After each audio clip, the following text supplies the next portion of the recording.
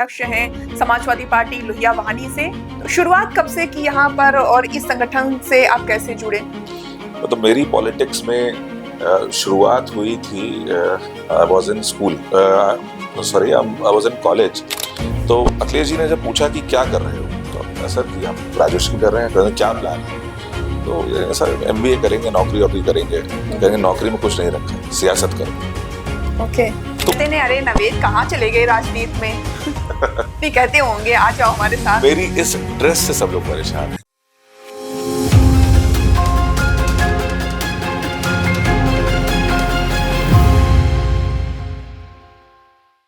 नमस्कार, आगाज टाइम्स में आप सभी का स्वागत है और आज हमारे खास मेहमान हैं समाजवादी पार्टी लोहिया वाहनी प्रदेश उपाध्यक्ष नवेद अहमद जी। बहुत बहुत स्वागत है सर आपका इस मंच पर।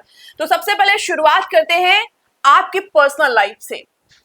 शुरुआत से लेकर आज तक आपने कौन से वो पल बेहतरीन जिए हैं जिन्हें आज आप याद कर रहे हैं? अब लाइफ तो एक रोलर कोस्टर रही है। मतलब if you talk about my education, तो हमने स्कूलिंग यहीं लखनऊ से करी। ओके। यहीं बगल में ही हजरतगंज में एक स्कूल है क्राइस्टचर्च करके, यहीं से हमारी पढ़ाई हुई और पढ़ाई के बाद यहीं लखनऊ से ही हमने ग्रेजुएशन किया और उसके बाद एमबीए की प्रिपरेशन स्टार्ट करी। एमबीए की प्रिपरेशन के साथ साथ हमने बैकअप में लॉ का रखा हुआ था प्रोविजन की, अगर कल को कभी कुछ नहीं होता तो एक लॉ की डिग्री हमारे पास रहे। तो हमें ध्यान है कि कभी सियासत में आने का तो कोई थॉट ही नहीं था कि सियासत करनी है। कुछ अपने अलग सेट बाय प्लान्स थे। मैं फुटबॉलर था अपने स्कूल टाइम से कॉलेज लेवल तक, लाइफ तक मैंने डिस्ट्रिक्ट। कुछ ऐसा जो आपने छोड़ा हो? बहुत। अब देखिए, मेरी रिहाइश, मेरी पैदाइश पुराने लखनऊ की है। अच्छा। तो पुराने लखनऊ के लोगों ने हर एक चीज ट्राई करी होगी अपनी लाइफ में जो सोची जा सकती है। 90s किड में हम लोगों ने, आपने भी हो सकता है कि हर एक वो खेल खेला होगा जो ऑनलाइन जमाने में नहीं था। हम लोग के सामने ही इंटरनेट आया, हम लोग के सामने ही मोबाइल आए और हम लोगों ने वो एक हर लम्हा, एक हर लाइफ को जिया है। चाहे वो कॉमिक्स रही हो, चाहे वीसीडी रही हो, सीडी प्लेयर्स देखे हो, हाँ आईपैड का जमाना तो अब है। तो एक हर एक चीज, हर एक स्टेप को स्टेप बाय स्टेप जीते चले आ रहे। ऐसा कोई मोमेंट जिसे आपको रिग्रेट हो रहा हो कि काश ये कर लिया होता, ये नहीं करना चाहिए था? रिग्रेट वाले मोमेंट कुछ दो ऐसे मोमेंट बताइए। बहुत सारे ऐसे होंगे लेकिन अगर दो मोमेंट की बात करें तो। यार रिग्रेट तो अभी तक हमें नहीं लगता कि लाइफ में किसी चीज को करते हैं। हाँ, लेकिन ये था कि अगर जिस तरीके से स्कूलिंग और कॉलेज लाइफ चल रही थी और जिस तरीके से मैं बॉम्बे चला गया था, बॉम्बे मैंने जॉब करना स्टार्ट करी थी, अगर वो वहीं रह गया होता तो शायद इस लाइफ के बारे में कुछ पता नहीं लगता। और वहाँ से आना भी एक एक्सीडेंट था। एक हमारा मेजर एक्सीडेंट हुआ था बॉम्बे में, उसके बाद से घर वालों ने लखनऊ बुला लिया था और लखनऊ आने के बाद फिर लखनऊ ही रह गए थे। ओके। तो कुछ स्कूलिंग टाइम की कुछ यादें हों? कितने दोस्त अभी तक, बचपन के दोस्त आज तक जुड़े हुए हैं? मतलब मैं हमेशा से, मतलब स्कूल टाइम से मैं सोशल बहुत रहा। मतलब मेरा सर्कल इतना बड़ा सर्कल हुआ करता था कि घर वाले परेशान रहते थे कि इतने दोस्त किसके हो सकते हैं। और मैं उस लेगेसी को आज तक कंटिन्यू करता चला जा रहा हूँ। मेरे अभी भी जितने भी मैक्सिमम स्कूल मेट्स हैं, हमें लगता है कि शायद जितने मुझसे कांटेक्ट में होंगे उतना किसी से कांटेक्ट में नहीं। इवन मैं अपने स्कूल की एलुमनी का पार्ट हूँ। तो जो 1980s में कभी पास आउट हुआ करते थे और जो अभी रिसेंट 2015-18 तक पास आउट हैं, मैं उन सबसे भी कांटेक्ट हूँ। तो एलुमनी का लंगोटिया या कितने हैं आपके? यार तो हमें लगता है कि सिर्फ एक ही दो है जो बचे रह गए हैं, जो कभी कभार वो भी राजनीति में नहीं, सियासत नहीं करते हैं। मतलब उनकी लाइफ स्पैन, कहीं कोई जॉब कर रहा है, किसी का अपना बिजनेस है। कभी कहते नहीं अरे नवेद कहाँ चले गए राजनीति में? नहीं कहते होंगे आ जाओ हमारे साथ। मेरी इस ड्रेस से सब लोग परेशान हैं क्योंकि अच्छा, ड्रेस में क्या कमी है? ड्रेस में कमी नहीं है, एक जमाना हो गया है कि मैंने कुर्ते के अलावा कुछ और पहना नहीं। अच्छा। हाँ, चाहे कोई भी ओकेजन। बचपन से है या राजनीति में आने के बाद? सियासत में आने के बाद तो ये मतलब एक्टिव रूप से हो गया था। इधर कुछ सालों से बहुत ज्यादा हो गया। मतलब इवन जैसे मैं बिजनेस भी करता हूँ तो मेरे अपने पास कुछ कॉर्पोरेट क्लाइंट्स भी हैं, तो हमें ऑल वेदर ब्लेजर्स का बड़ा शौक था ओके। कि ड्रेसअप हमारा हमेशा अच्छा रहे। जब मैंने इवन अर्ली फेज में जॉब भी करी थी तो मैं अपनी ड्रेसिंग को लेकर के बड़ा कंसर्न रहता था कि ड्रेस टू इम्प्रेस वाले कॉन्सेप्ट पे चलते थे कि ड्रेसिंग से कोई कॉम्प्रोमाइज ना हो। ओके। लेकिन जब से ये कुर्ता चल रहा है तो अब हमें लगता है कि इस वाइट कुर्ता और ब्लैक सदरी के अलावा कुछ और है नहीं। तो हमारे फ्रेंड्स हमेशा इस चीज को लेके पॉइंट आउट करते हैं कि भैया अब तो इसको छोड़ के कुछ और दिखा चेंज कर दो, कुछ तो नया लाओ। तो कैसे रिप्रेजेंट करते हैं खुद को, मतलब एक राजनीति के तौर पर, एक पॉलिटिशियन के तौर पर, या फिर वकील के तौर पर, कैसे? पॉलिटिक्स पहले तो कभी नहीं सोची थी, लेकिन जैसे जैसे वक्त चल रहा है तो हमें लगता है कि हिंदुस्तान में अब लोगों को करियर पॉलिटिक्स में बहुत बनाना चाहिए। खास तौर से यूथ को मैं हमेशा इस चीज़ के लिए गाइड करता हूँ कि बेसिक अगर हम जब पढ़ाई करते हैं तो बहुत ना के बराबर लोग होते होंगे जो इस बारे में सोचते होंगे कि हमें अपने बारे में या देश के बारे में पॉलिटिक्स में भी अपना करियर बनाया जा सकता है। पॉलिटिक्स में बहुत ज़रूरत है एक एजुकेटेड यूथ की। There should be like there should be max people who are willing to join this field, but ऐसा दिखता नहीं है। लोगों को लगता है कि पॉलिटिक्स बहुत ग्लैमरस वर्ल्ड है, इसमें बहुत पावर है, बट ऐसा नहीं है। क्योंकि सियासत, आप तो एक पत्रकार हैं, आप देखती है ना कि सियासत जो लोग कर रहे हैं, अब अगर प्रधानी के लेवल से प्रधानमंत्री के लेवल तक की बात की जाए तो बहुत सारे पद हैं और वो पद बहुत लिमिटेड हैं और हमारे यहाँ की आबादी बहुत ज़्यादा है, तो सबको सब कुछ तो नहीं मिल सकता। ओके। तो अभी आपकी शादी हो गई? नहीं, अभी नहीं शादी। गर्लफ्रेंड? नहीं, अभी फिलहाल ऐसा कुछ नहीं है। ऑन कैमरा सर नहीं बोलना चाहते हैं, हालांकि ऐसा कुछ नहीं है। तो स्कूल टाइम की कोई गर्लफ्रेंड आपकी रही हो? मैं कोएड में रहा हूँ हमेशा से, तो फीमेल फ्रेंड्स स्टार्टिंग से रहे, बचपन से रहे। तो हम लोग क्या, मैं मिशनरी स्कूल से पढ़ा हूँ, तो गर्लफ्रेंड बॉयफ्रेंड जैसा कोई अलग से सिद्धांत नहीं होता था। फीमेल फ्रेंड्स हमेशा से रहे हैं और वो फीमेल फ्रेंड्स आज भी हैं। मतलब मैक्सिमम हमारे, हमको लगता है कि सिर्फ ग्रेजुएशन टाइम पे फीमेल्स नहीं रहे होंगे। लॉ में भी हमारे साथ हमारे बैचमेट्स जो है बहुत सारे फीमेल्स रहे, तो ऐसा नहीं है कि कभी हमारा एक डिसकनेक्शन रहा हो। तो शादी क्यों नहीं की सर? शादी का प्रेशर बहुत है घर की तरफ से, और अब शादी एक ऐसी चीज है जो ऊपर वाला लिखता है कि वो कब होनी है कब नहीं होनी। तो अच्छा, ये जो ड्रम वाला केस हुआ था मुस्कान का, और फिर फ्रिज में शो को भरना काट के, इसके बाद कुछ डर तो नहीं लग रहा है कि नहीं भाई शादी नहीं करनी है, कौन ड्रम में भर?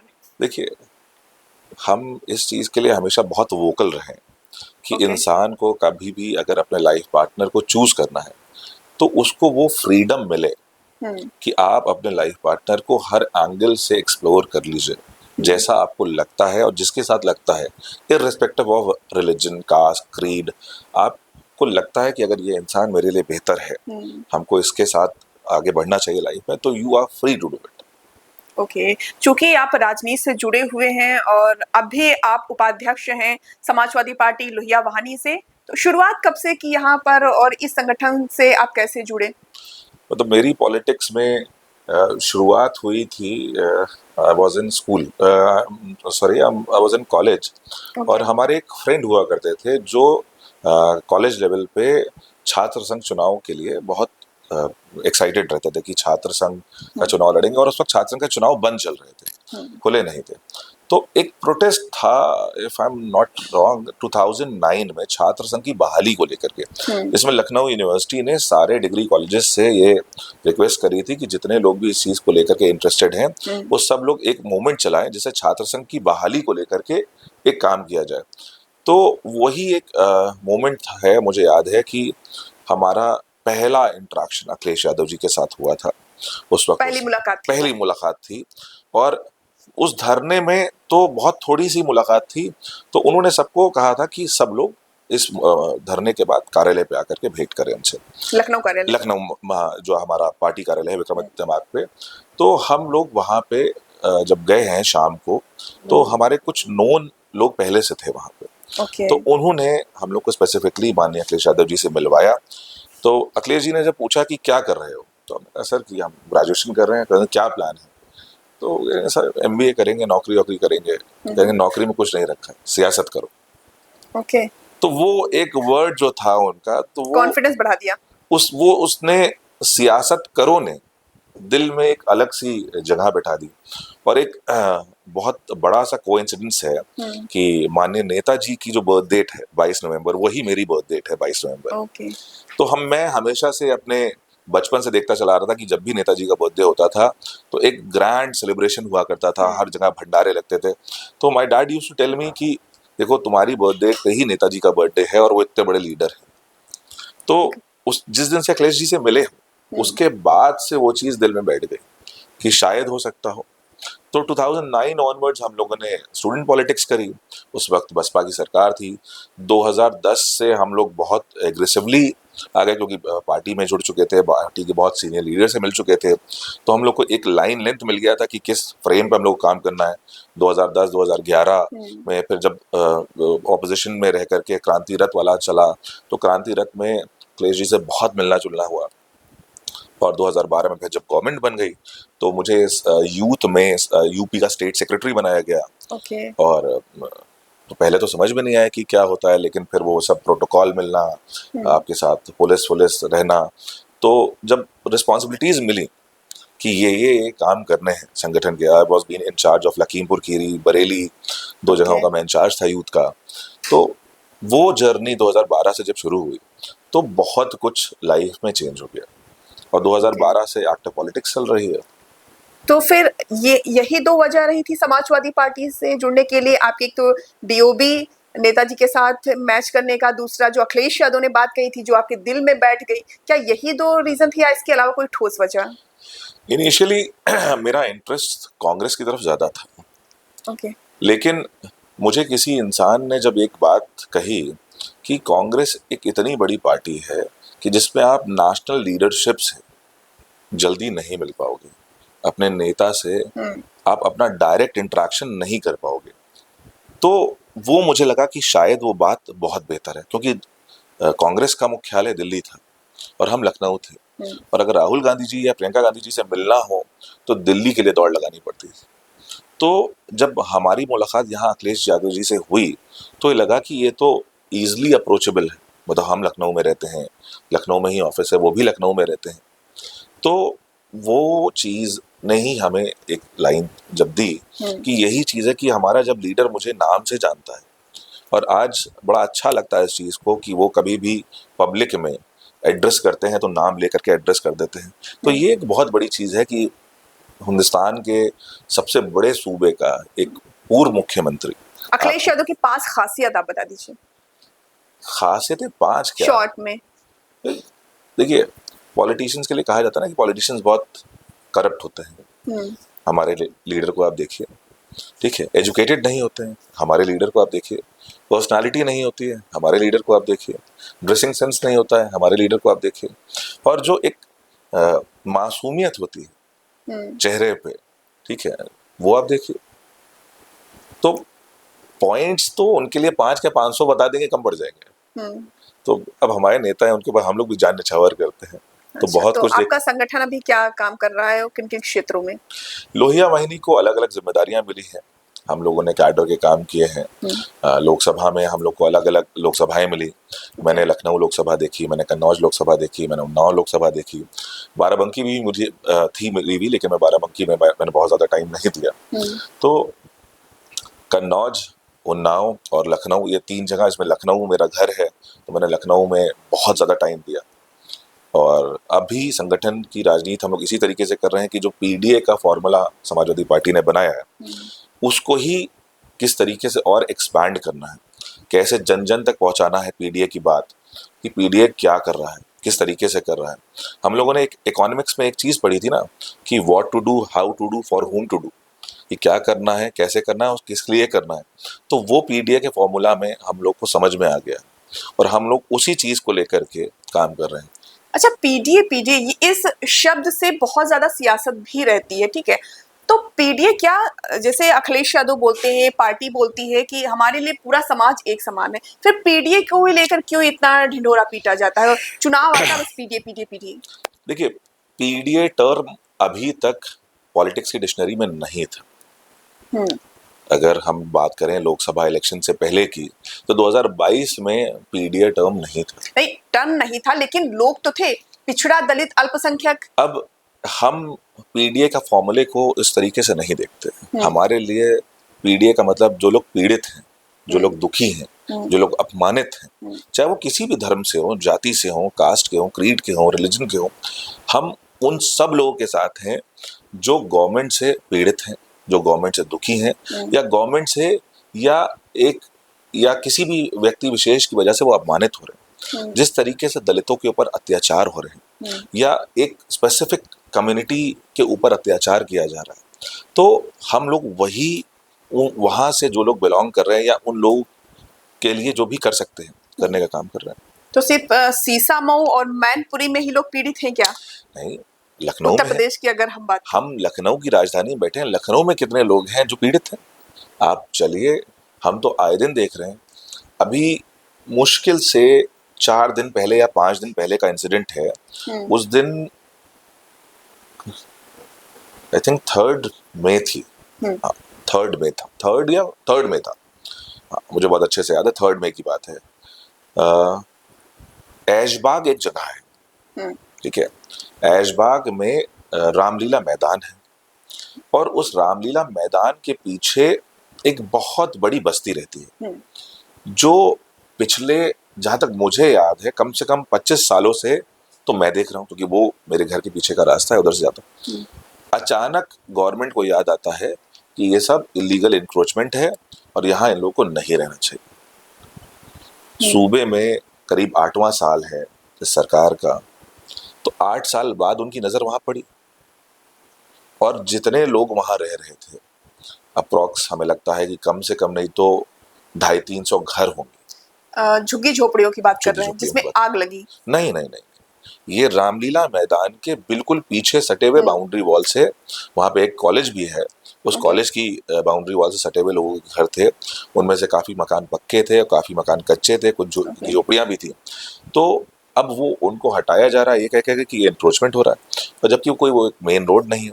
गवर्नमेंट अब इस पे इस वक्त, मतलब 8 साल के बाद गवर्नमेंट को नजर पड़ी लखनऊ जैसे महानगर में, तो कहीं ना कहीं तो लोग दुखी है ना, पीड़ित है ना। क्या क्या खास कर रही है पार्टी पीड़ितों के लिए? देखिए, हम इस वक्त हैं विपक्ष में। विपक्ष का काम है जो लोग दुखी हैं, जो लोग पीड़ित हैं, उनकी आवाज उठाना, उनके मुद्दे को सरकार के सामने लेके आना और सरकार से मांग करना। अभी हाल ही में अगर आपने देखा हो कि सेंसस का एक मुद्दा चल रहा था, हमारे नेता आदरणीय अखिलेश यादव जी संसद में इस बात को बार बार कह रहे थे कि हम जातीय जनगणना करवा के रहेंगे, और हम आप नहीं करवाएंगे तो जिस दिन हम वहां पे होंगे हम करवाएंगे। और देखिए, उस प्रेशर का नतीजा ये है कि केंद्रीय सरकार ने उस काम को कराया। तो हमारे हाथ में तो कोई पावर है नहीं, हम तो ऑपोजिशन में बैठे हैं ना। हम मुद्दा उठा सकते हैं, हम सामने वाले की आवाज उठा सकते हैं। जो आवाज सरकार में माननीय मुख्यमंत्री तक नहीं पहुंच रही है, अगर उस आवाज को हम वहां तक पहुंचा सकते हैं, या जो आवाज जनता के बीच में नहीं आ पा रही है कि एक व्यक्ति विशेष के साथ कुछ गलत हुआ और वो आवाज वहीं दब करके खत्म हो गई, तो उस आवाज को हम जनता के बीच में लाना चाहते हैं, तो हमारा यही काम। ओके, लेकिन जैसे आप कह रहे हैं कि पीडीए का मुद्दा, और एक तरफ पार्टी कहती है हमारे लिए सभी एक बराबर, लेकिन पीडीए का फार्मूला ये दिखाकर सिर्फ ये दिखाना कि सिर्फ ये लोग हमारे लिए बहुत इंपॉर्टेंट है, क्या लगता है कि सिर्फ यही लोग बेचारे हैं, यही लोग परेशान है? हाई जो मिडिल क्लास का है वो भी परेशान है, हाई क्लास के तो बात नहीं करते हैं। हमने कब कहा कि और भेदभाव करते हैं अखिलेश जी? हमने कब कहा कि हमारे पीडीए के फॉर्मूले में कौन लोग नहीं है? हम तो सबको लेके चल रहे हैं, कौन सा वर्ग हमारे साथ नहीं पीडीए? इसमें ऐसा कोई लेटर क्यों नहीं जोड़ा गया जिसमें अन्य जातियां भी आ जाएं? देखिए, पीडीए एक सिनोनिम बन गया था, ठीक है। अब उसमें पी में बहुत सारे लोग आ गए, डी में बहुत सारे लोग आ गए, ए में बहुत सारे लोग आ गए, कोई अल्फाबेट को स्पेसिफिक नहीं किया गया। अब ए में चाहे आधी आबादी की बात कर ली जाए, चाहे अगड़ों की बात कर ली जाए, ठीक है, चाहे अल्पसंख्यक की बात कर ली जाए, चाहे अपमानित की बात कर ली जाए, ठीक है, ऐसी पी में भी है कि पी में पंडित भी आ जाते हैं और पी में पिछड़े भी आ जाते हैं। लेकिन ज्यादा तो बात अल्पसंख्यक की जाती है। देखिए, अल्पसंख्यक की बात या पीड़ितों की बात, इसी मुद्दे को लेकर के जातीय जनगणना वाली बात चल रही है कि अभी तक तो हमें पता ही नहीं है कि किसकी कितनी आबादी है और किसकी कितनी हिस्सेदारी है। तो यही तो मांग इतने दिन से हो रही है कि आप इस चीज को समझिए, अगर आपके परिवार में 10 लोग हैं और 10 लोगों में आप घर के मुखिया हैं और आपको ये ना पता हो कि हमारे वो जो 10 लोग हैं क्या खा रहे हैं, क्या कमा रहे हैं और कैसे अपनी जिंदगी का व्यापन कर रहे हैं, तो आप उनके लिए कैसे क्या कर पाएंगे? अगर आप मुखिया होने के नाते आपको पता हो कि मेरे घर में मेरे 2 बेटे हैं, 4 बेटियां हैं, 2 पोते पोतियां हैं, ठीक है, इनमें से ये लोग इस पर्टिकुलर लेवल की नौकरी कर रहे हैं, इनका आय का स्रोत ये है, इनकी सैलरी इतनी है या इनका इतना बिजनेस है, ये इतना कमा रहे हैं या ये कमा नहीं पा रहा है, ये कमजोर रह गया है, तो आप उसकी सहायता उसी हिसाब से तो करेंगे। नहीं तो अभी जातीय जनगणना की बात सिर्फ हुई है, अभी कोई डेट तो फिक्स नहीं हुई है, लेकिन जो लोग हैं, जितना आंकड़ा है अपने पास देश में, उत्तर प्रदेश में, किसी भी राज्य में, उनके लिए क्या हो रहा है भाई? वो भी फुटपाथ पर हैं, वो चाहे कोई भी सरकार रही हो। देखिए, हम लोग 8 साल से ऑपोजिशन में और अभी 2 साल इलेक्शन में हैं। हम तो अभी भी उस डेटा के ऊपर काम कर रहे हैं कि हम केंद्रीय सरकार जो अपना सेंसस कराएगी, अभी तो उसने कहा है वो कराएगी, कब कराएगी, किस तरीके से कराएगी, किसको रखेगी, किसको नहीं रखेगी, किसको एलिमिनेट करेगी, ये तो अभी जब वो कराएंगे तब पता लगेगा। हम अपने एंड से, हमारी पार्टी के एंड से जो हमारी मॉनिटरिंग चल रही है या जो हम लोग लिस्टिंग कर रहे हैं, जो हमें यहाँ दिख रहा है, जो हमें सामने पता लग रहा है, हम पहले तो उनको लिस्टेड कर रहे हैं। लिस्ट करने के बाद इसीलिए एक पर्टिकुलर अगर मान लिए कम्युनिटी है, ठीक है, तो उनके बारे में पता करके कि इनमें कितने लोग हैं, हाँ, और उनके लिए क्या करना है, जैसे मैंने कहा ना, for whom to do, how to do. तो ये चीज़ जो है, जब तक हम अपने एंड से इंटरनल अपना सर्वे करा रहे हैं, अपनी चीज़ें पता कर रहे हैं, तो वो जब तक कराएंगे। अगर 2027 में चुनाव में हम अपना इंटरनल सर्वे करा करके, क्योंकि हम भी अपना एक मैनिफेस्टो बनाएंगे ना, तो हमको भी ये चीज़ बताना होगी कि हम आपके लिए ये करने वाले। ओके, तो अभी पहलगाम आतंकी हमले को लेकर आप क्या कहना चाहेंगे? क्या लग रहा है सरकार वो कर रही है जो लोग उम्मीद कर रहे हैं, वो बदला लेने की तैयारी है सरकार की जो देश चाह रहा है? देखिए, देश के चाह लेने से आप एक्सटर्नल मैटर्स पे डिसीजन नहीं ले सकते। जनता का चाह लेना और डिसीजन लेने में जमीन आसमान का डिफरेंस होता है। कल अभी राजनाथ सिंह ने भी कहा देश जैसा चाहती वैसा ही बदला लिया जाएगा। तो हम इस मुद्दे पे केंद्र सरकार के साथ हैं। जीरो टॉलरेंस पॉलिसी जैसे कि कहा जाता है, अखिलेश यादव जी ने भी कहा है कि हम इस मुद्दे पे पूरी तरह से सरकार के साथ हैं। सरकार को जितना कड़ा एक्शन लेना हो वो उतना कड़ा एक्शन ले। ये घटना बहुत निंदनीय है। टूरिस्ट को या जनरल पब्लिक के ऊपर गोलियां चलाना कहीं की इंसानियत नहीं। तो इस पे सरकार के साथ हमारा पूरा समर्थन है। सरकार जितना रिजिड से रिजिड डिसीजन ले सकती है, हम उसके साथ में। नहीं, कैसे समर्थन कर रहे हैं, कैसे पार्टी समर्थन कर रही है? देखिए, अगर मान लीजिए अभी जैसे कि माननीय प्रधानमंत्री जी ने 2-4 पॉइंटर्स उठाए कि हम पानी बंद कर देंगे या हम इस तरह से पाकिस्तानियों को यहाँ से इमिडिएटली वेकेट कर देंगे। अब वो जल्दबाजी में लिए गए फैसले हैं या क्या है, हम इस पर डिबेट नहीं करेंगे। केंद्र सरकार जो भी फैसले लेगी हिंदुस्तानियों के लिए, हिंदुस्तान की आबरू और मर्यादा को बचाने के लिए और इस घटना का बदला लेने के लिए, हम उस पर कोई सवाल नहीं करेंगे हमसे। वो जो डिसीजन ले रही है हम उसके साथ खड़े हुए, हम देश के साथ खड़े हुए। देश पहले है, सब कुछ बाद में। लेकिन अखिलेश यादव कह तो रहे समर्थन कर रहे हैं, लेकिन सर्वदलीय जो बैठक हुई उसमें वो शामिल नहीं हुए। वो चाहे सौरभ द्विवेदी उनके यहाँ घर भी नहीं गए, उनको अपना नहीं मान रहे हैं। अब तो ये चीज भी गलत है ना। अब सर्वदलीय बैठक में क्या वजह को भेज दिया अपनी जगह, क्या वजह थी, वो क्यों नहीं जा पाए, इस बारे में तो मैं कमेंट नहीं कर सकता। नहीं, मुझे लगता है कि इससे ज्यादा इम्पोर्टेंट कुछ नहीं हो सकता था। नहीं, अब कह रहा हूँ ना कि क्या वजह होगी, ठीक है, मैं इस बारे में कमेंट नहीं कर सकता। अच्छा, इस पर तो कमेंट कर सकते हैं कि अखिलेश यादव जो आतंकी हमले में शहीद हुए, उनके यहाँ क्यों मिलने नहीं गए? उनसे कह दिया हमारा परिवार नहीं, 5 करोड़ रुपए देंगे तभी हम जाएंगे, नौकरी देंगे तभी मिलने जाएंगे। नहीं, ऐसा नहीं है। पहले ही दिन से हमारी पार्टी के ये, उस दिन भी जिस दिन हमारे पार्टी में हम लोग की लोहिया वाहिनी की बैठक थी, आपके पत्रकार साथियों ने इस सवाल को उठाया था, तो वहीं पे बैठक में हमारे कानपुर का यूथ का जिला अध्यक्ष मौजूद था और माननीय अखिलेश यादव जी ने उसको वहीं पे खड़ा करके ये गिनवाया था कि पार्टी की तरफ से कितने माननीय उसके घर पे। एक लंबी फेरिस्त थी कानपुर की कि कितने लोग हमारे पार्टी का एक दल बन करके हमारे के, अगर आप देखेंगी तो मैं आपको वो डेटा शेयर कर सकता हूँ कि लगातार जहां जहां इस तरह की घटना हो रही है, हमारी पार्टी का एक डेलीगेशन बन करके वहां जा रहा है, उनसे मिल करके आ रहा है। नो डाउट संभल गया, लेकिन अखिलेश वाहनी एक बड़े नेता है भाई, उनको जाना चाहिए था। सभी लोग पहुंचे हैं, जाना चाहिए था। 5-5 लाख रुपए भी दिए गए संभल वाले में पीड़ितों को। अखिलेश जी का जाना नहीं जाना ये उनका अपना विवेक होता है, लेकिन हमारी पार्टी एक बड़ी पार्टी नहीं, ये मानते हैं ना कि जाना चाहिए था उन्हें। नहीं, अब देखिए, हम इस बारे में कहना कि उनको जाना चाहिए था, उन्होंने ही किसी को अगर भेजा तो ये उनके ही निर्देश थे। पार्टी में हमारे भी वहां पे विधायक हैं, बड़े सीनियर लीडर्स हैं, हाँ, तो अगर वहां पे वो जाए या डेलीगेशन जाए तो बात एक ही है। ऐसा नहीं है कि हमारे यहाँ अगर कोई और जा रहा है तो उनके मर्जी के खिलाफ चला जा रहा है। आप समझिए। लेकिन आप देखें नावेद जी, जब अतीक अहमद के यहाँ मर्डर हुआ, उनका कत्ल हुआ, तब भी पहुंचे। मुख्तार अंसारी के यहाँ पहुंचे, अभी कुशीनगर गए थे, ठीक है, वहां पहुंच जा रहे हैं। माननीय अखिलेश यादव जी पूरे उत्तर प्रदेश में सब जगह जा रहे हैं, ऐसा नहीं है, और कानपुर भी वो जरूर जाएंगे, ठीक है।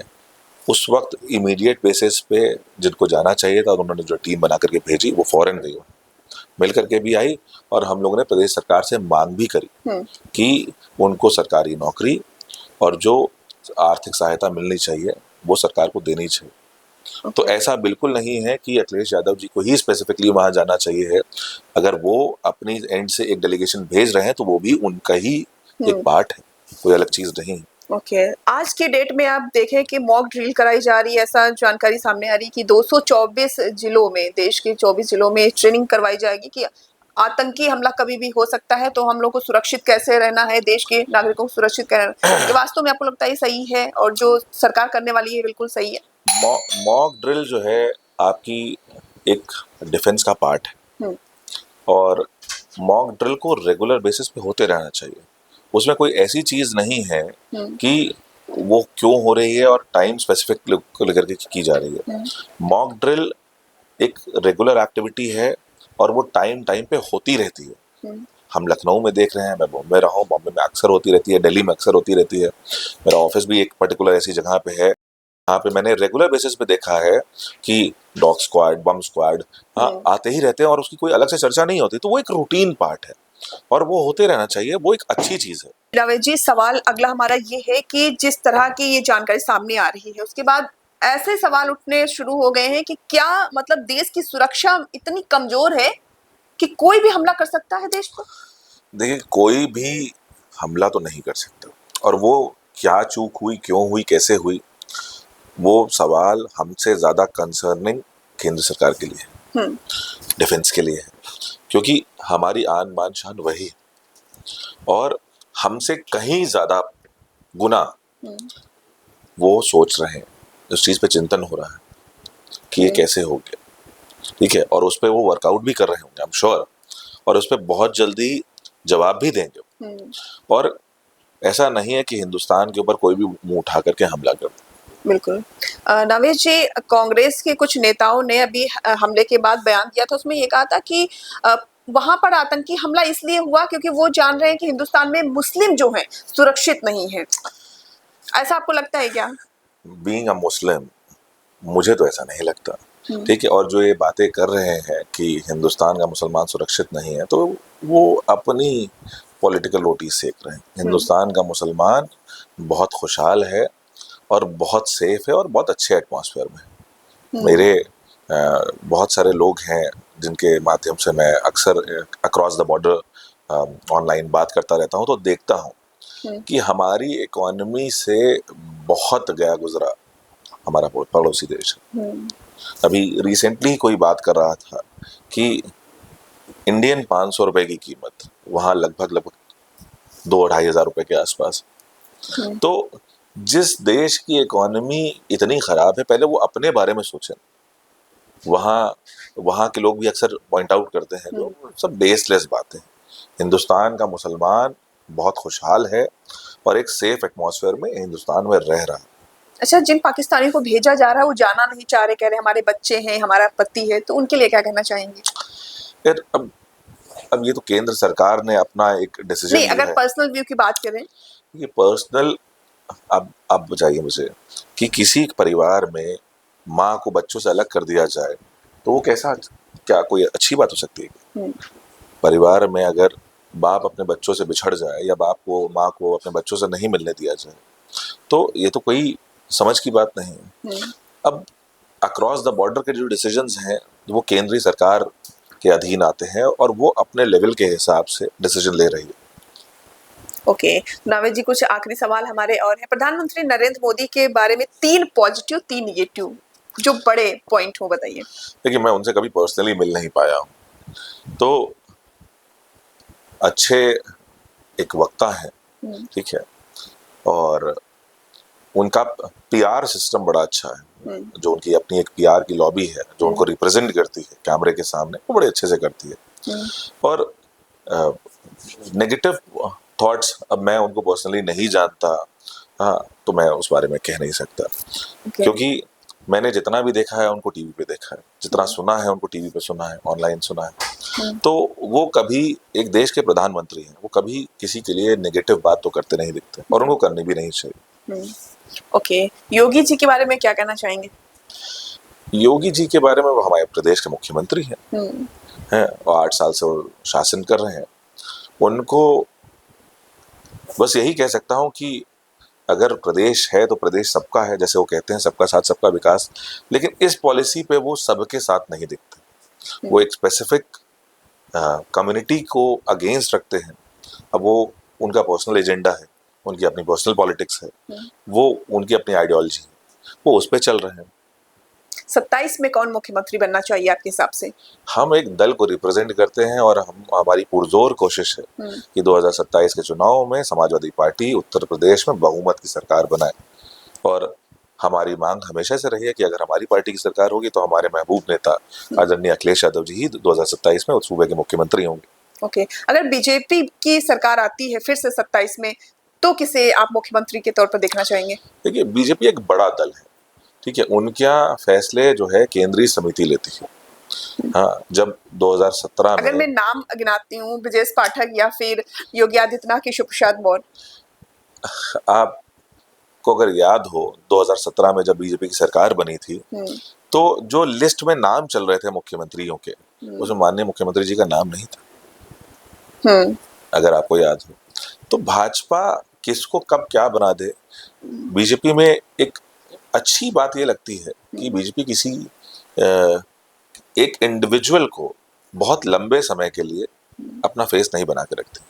उनके यहाँ चेहरे आते हैं और चेहरे गायब हो जाते हैं। नावेद जी, उत्तर प्रदेश की राजनीति में उस वक्त माहौल बहुत ज्यादा गर्मा गया था जब सपा सांसद रामजी लाल ने एक शब्द का इस्तेमाल कर दिया था राणा संगा के खिलाफ, गद्दार शब्द हो। इसके बाद उनके ऊपर खतरा मंडरा रहा था।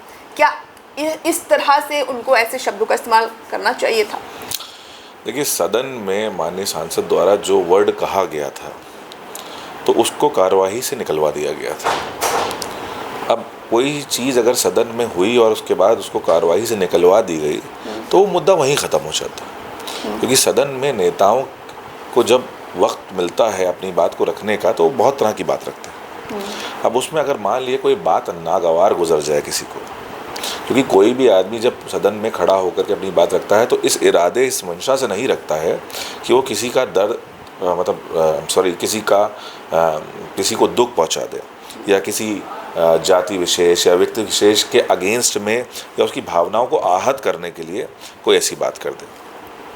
अब उन्होंने अगर कोई बयान दिया तो, और वो बात ऑपोजिशन को या ओपोनेंट्स को अच्छी नहीं लगी और उस पर तुरंत मांग की गई कि वो बात सदन से के रिकॉर्ड से निकाल दी जाए, तो निकाल दी गई। वो बात वहीं ख़त्म हो गई थी। लेकिन माफ़ी तो मांग लेते एटलीस्ट, तो इतना बवाला ही नहीं होता। देखिए, माफ़ी, अब फिर वही बात है कि एक माननीय सांसद है, ठीक है, वो अपनी बात को पूरा जिस तरीके से उनका बयान को अगर आप देखेंगे तो उन्होंने पूरी एक हिस्ट्री को कोट करते हुए जो बात ऑथेंटिकली कहीं कहीं पे अवेलेबल है, मैंने भी उस बारे में पढ़ा था उस बात को, तो उस बात को जब उन्होंने रखा तो पूरी सीरीज ऑफ इवेंट को साथ में रखा। उन्होंने बाबर का भी जिक्र किया, पूरा जिक्र किया। वो हवा में उन्होंने नहीं बोला, अपने मन से कुछ बना करके नहीं बोला। तो जो सीरीज ऑफ इवेंट इतने साल पुराने थे उसको रखा। अब उस सीरीज ऑफ इवेंट्स के बीच में अगर कोई एक आध अल्फाज ऊपर नीचे हुआ था तो उस बात को वहीं ख़त्म कर दिया गया था। लेकिन क्षत्रिय लोगों के लिए बहुत बड़ी बात थी और उनके द्वारा ऐसा कुछ नहीं था कि किसी की भावनाओं को आहत किया गया। ये सिर्फ पॉलिटिकल माइलेज देने के लिए एक स्पेसिफिकली अलग तरह के लोगों को एक्साइट किया गया, इग्नाइट किया गया। और ये क्षत्रिय नहीं हो सकते थे। जिस तरह के लोग इस तरह की एक्टिविटी कर रहे हैं, जैसे हाल फिलहाल में अगर आपने देखा हो कि हमारे माननीय सांसद जब अभी अलीगढ़ जा रहे थे तो किस तरीके से हाईवे पे उनके ऊपर हमला किया गया। तो हमने हमेशा अभी तक जो क्षत्रियों को देखा है तो क्षत्रिय are known for their warrior skills.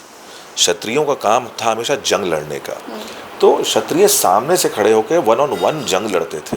क्षत्रियों के बारे में मैंने कभी ऐसा नहीं सुना कि क्षत्रिय छुप करके कुछ वार कर रहे हों, कि कहीं घात लगा के बैठे हों किसी के ऊपर और कोई इंसान इस बात से बेखबर होकर जा रहा हो और एकदम से उसके ऊपर हमला कर दिया जाए। नहीं, तो ये जो तलवारें लहराई गई हवा में टोल प्लाजा पर जो हमला किया गया, तो वो कौन लोग थे? तलवारें लहराने वाला इंसिडेंट अलग था। जिस स्पेसिफिकली एक जो सेना का जिक्र किया जा रहा है वो उसके लोग उत्तर प्रदेश में तो है नहीं। हाँ, हिंदुस्तान के एक दूसरे राज्य में इस तरह की एक सेना का कहीं जिक्र सुना है, लेकिन उत्तर प्रदेश से उसका कोई लेना देना नहीं। तो जो लोगों ने इस तरह की एक्टिविटी को प्लान किया वो क्षत्रिय तो नहीं है, मैं ये कह सकता। मतलब ये प्लान्ड था? बिल्कुल प्लान था कि अगर आप हाईवे पे जा रहे हैं और हाईवे पे आपके ऊपर एकदम से कोई आकर के हमला कर दे तो क्या कहा जाएगा। बहुत साल पहले मैं अपने बचपन के कुछ इंसिडेंट्स अगर याद करता हूँ तो हम लोग जब हाईवे पर अक्सर ट्रैवल करते थे तो इस तरह की कुछ घटना सुनने को मिलती थी कि लोग लुटेरे जो होते थे वो छुप करके घात लगा के बैठे रहते थे और गाड़ी के ऊपर जो है अंडों से हमला करते थे कि जिससे गाड़ी की स्क्रीन के ऊपर अंडा फूटे और स्क्रीन पे अंडा आ जाए और गाड़ी को रोकना पड़े और वो लूट कर ले। तो ये कुछ वैसा ही था कि चलती गाड़ी के ऊपर जो टायरों से हमला किया गया वो क्षत्रियों का काम नहीं था, वो कायरों का काम था।